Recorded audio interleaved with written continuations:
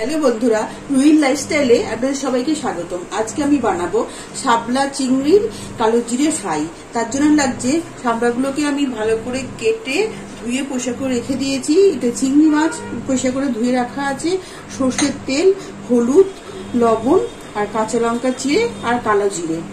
আর আমি এই শাপলাটার মধ্যে আমি দিয়ে দেব হলুদ আর লবণ দিয়ে আমি মেখে একটু মাখবো, একটু মেখে রাখবো। তার কারণ হচ্ছে মাখলে এর মধ্যে প্রচুর জল আছে, জলটা পুরো বেরিয়ে যাবে। মাখা হয়ে গেছে, এটাকে আমি 5 মিনিট মতো রেখে দেবো। জলটা পুরো যে জল বেরোবে সেই জলটা যেন বেরিয়ে যায়। চলুন এবার রান্নাটা শুরু করি। কড়াইটা বসানোই আছে, আমি ওভেনটা জ্বেলে দেবো। কড়াইটা একটু গরম হোক। কড়াইটা গরম হয়ে গেছে, আমি 5 চামচ সরষের তেল দিয়ে দেবো কড়াইটার মধ্যে। যেহেতু ফ্রাই হবে, তেলটা একটু গরম হোক।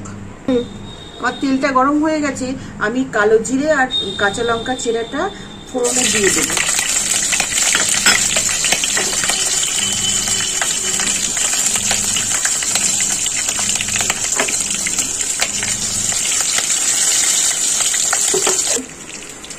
ফোড়নটা ভাজা ভাজা হয়ে গেছে, আমি চিংড়ি মাছটা দিয়ে দেবো।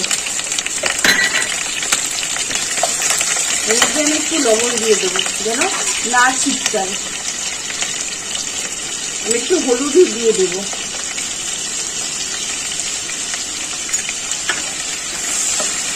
এই চিংড়ি মাছগুলো আমি একটু ভাজা ভাজা করবো। আমার চিংড়ি মাছগুলো অল্প অল্প ভাজা ভাজা হয়ে গেছে, আমি চিংড়ি মাছগুলো তুলবো না।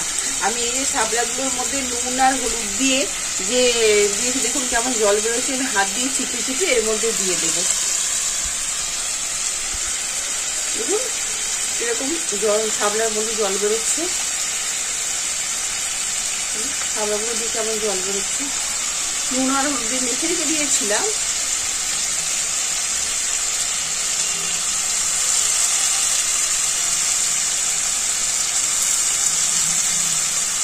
এত জল বেরিয়েছে, ভালো করে নাড়াচাড়া করবো।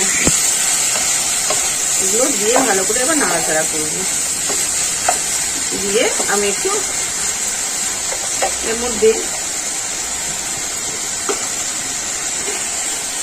সামান্য একটু চিনি দিয়ে দেবো।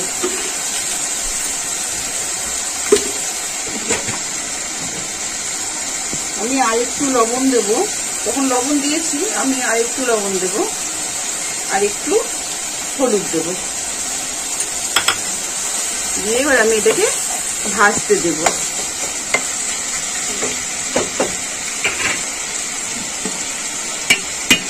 আমি একটু ঢাকা দিয়ে দেবো। তো ভাজা ভাজা হোক, আমি ঢাকা দিয়ে থাক। ভাজা ভাজা হয়ে গেছে, দেখুন আমি এখন একটু পেঁয়াজ কুচি দিয়ে দেবো। আমি পেঁয়াজটা বলিনি, তার কারণ হচ্ছে মিডলে দেবো বলে। আমি এবার একটু ভালো করে নাড়াচাড়া করবো। দিয়ে এবার পেঁয়াজটা দেওয়ার পর আমি সিমে দিয়ে দেবো। দিয়ে আমি আবার ঢাকনাটা দিয়ে দেবো। আমি এবার ঢাকনাটা খুলবো, দেখবো ফ্রাই হয়ে গেছে কিনা। দেখুন ভালোভাবে ফ্রাই হয়ে গেছে। এই রান্নাটা আপনারা একবার করে খেয়ে দেখবেন, গরম ভাতের সঙ্গে দারুণ খেতে লাগে। আমার রান্না কমপ্লিট। আমি এবার এই প্লেটটাতে তুলে নেব।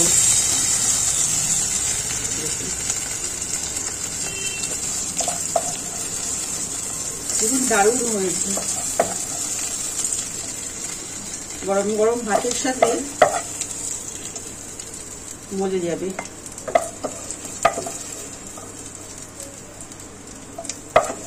শাপলা চিংড়ি কালো জিরের ফ্রাই রেডি। চলুন এবার টেবিলে গিয়ে দেখাই। দেখুন আমার শাপলা চিংড়ি কালো জিরে ফ্রাই রেডি হয়ে গেছে। এটা দেখুন দারুণ দেখতে হয়েছে আর খেতেও দারুণ হবে। এই রান্না যদি আপনাদের ভালো লেগে থাকে তাহলে লাইক শেয়ার না সাবস্ক্রাইব করে দেবেন প্লিজ।